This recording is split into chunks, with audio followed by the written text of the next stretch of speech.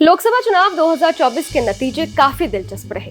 एक तरफ चुनाव में 400 पार का दावा करने वाली बीजेपी जहां 240 सीटों पर ही सिमट गई, तो वहीं दूसरी तरफ इंडिया गठबंधन ने 234 सीटें लाकर सभी को चौंका दिया। इसके अलावा बिहार के सीएम नीतीश कुमार और आंध्र प्रदेश के चंद्रबाबू नायडू किंग मेकर बनकर उभरे। चुनाव में नीतीश की जेडीयू को जहां 12 सीटें मिली, तो वहीं दूसरी तरफ टीडीपी को 16 सीटें मिली। इस चुनाव में कुछ पार्टियां ऐसी भी रहीं जिन्हें एक भी सीटें नहीं मिली।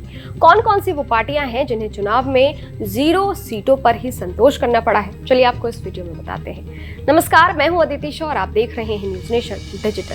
इस लिस्ट में मायावती की अगुवाई वाली बीएसपी से लेकर नवीन पटनायक की अगुवाई वाली बीजू जनता दल यानी बीजेडी और के चंद्रशेखर राव की भारत राष्ट्र समिति बीआरएस तक कई पार्टियां हैं। लोकल लेवल पर मजबूत मौजूदगी दर्ज कराती आई इन पार्टियों ने इस बार के चुनाव में खुद को गठबंधन की सियासत से दूर रखा। ये पार्टियां ना तो एनडीए में थी और ना ही इंडिया में।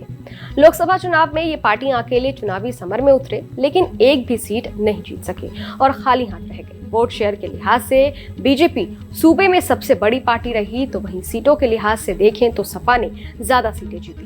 बीजेपी को 41.37% वोट शेयर के साथ 33 सीटों पर जीत मिली, तो वहीं सपा को 33.59% वोट शेयर के साथ 37 सीटें मिली। सपा के साथ गठबंधन कर उतरी कांग्रेस ने 6 सीटें जीती, तो 1% से भी कम वोट शेयर वाली अनुप्रिया पटेल की पार्टी अपना दल एस को 1 सीट पर जीत मिली। वहीं लगातार 2 बार तेलंगाना के सीएम रहे केसीआर की पार्टी को पिछले लोकसभा चुनाव में हार के साथ सत्ता गंवानी पड़ी थी।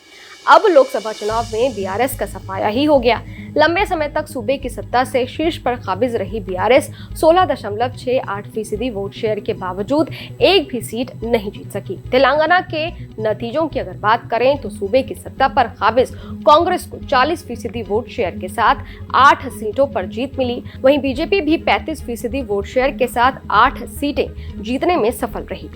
तमिलनाडु की अगर बात करें तो तमिलनाडु में एआईएडीएमके भी इस बार अपना खाता नहीं खोल पाई, जबकि 2019 में उसने एनडीए के साथ रहकर 1 सीट पर जीत हासिल की थी। इस बार वो एनडीए से अलग होकर अकेले चुनाव लड़ रही थी। जम्मू कश्मीर में अकेले लड़ रही पीडीपी भी अपना खाता नहीं खोल पाई। अनंतनाग राजौरी लोकसभा सीट से तो पीडीपी की चीफ महबूबा मुफ्ती ही चुनाव हार गई। 2019 में भी पीडीपी अपना खाता नहीं खोल पाई थी। इसके अलावा असम में बदरुद्दीन अजमल की पार्टी एआईयूडीएफ भी अपना खाता नहीं खोल पाई। 2019 के चुनाव में बदरुद्दीन अजमल ने धुधरी लोकसभा सीट से जीत दर्ज की थी। इस बार बदरुद्दीन अजमल 10 लाख से अधिक वोटों से चुनाव हार गए। वहीं असदुद्दीन ओवैसी की पार्टी एआईएमआईएम और सुखबीर सिंह बादल की पार्टी शिरोमणि अकाली दल सैड भी ना तो इंडिया का हिस्सा और ना ही एनडीए का हिस्सा थी। इन दोनों को इसका खामियाजा उठाना पड़ा। दोनों की सीटें आधी हो गई। 2019 के लोकसभा चुनाव में एआईएमआईएम और एसएडी 2-2 सीटों पर जीती थी, लेकिन 2024 के चुनाव में दोनों ही सीटें 1-1 हो गई। दोनों के वोट प्रतिशत में भी बड़ी गिरावट हुई। खैर, ये वीडियो आपको कैसा लगा? इस वीडियो पर आपकी क्या राय है? कमेंट बॉक्स में जरूर बताइएगा। देश और दुनिया की तमाम खबरों के लिए देखते रहिए न्यूज नेशन डिजिटल, मेरे यानी अदिति शाह के साथ। शुक्रिया।